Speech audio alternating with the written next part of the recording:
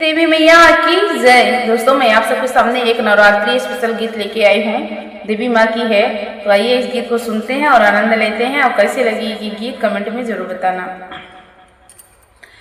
4 बजे भोरवा में चुचुहिया बोलये माइया, कोयलिया बोलये माइया, खोला खोला मंदिर कई के मड़िया देवी माइया, खोला खोला मंदिर कई के मड़िया देवी माइया।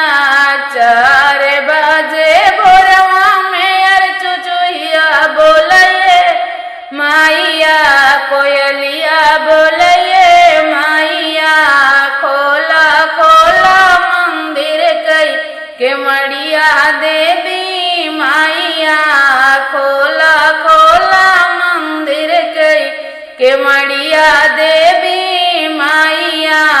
दर्शन करई आइल तोहर अंधा सेवा कवायर, अंधा सेवा कवा, नायन दई के मनसा मोर पुरऊ तू देवी माइया, नायन दई के मनसा मोर पुरऊ तू देवी माइया।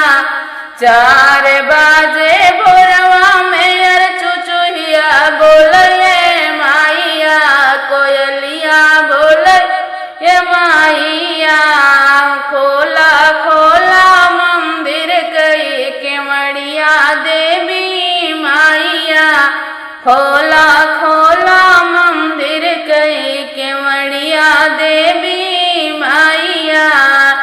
दर्शन करई आई तोहर बाझी निसेवा कवायर, बाझी निसेवा कवायर, गोद भर के मनसा मोर पुरई तो देवी माइया, अरे गोद भर के मनसा मोर पुरऊ तो देवी माइया। 4 बजे भोरवा में चुचुहिया बोलये माइया, कोयलिया बोलये माइया, खोला खोला मंदिर कई के मड़िया देवी माइया, खोला खोला मंदिर कई के मड़िया देवी माइया।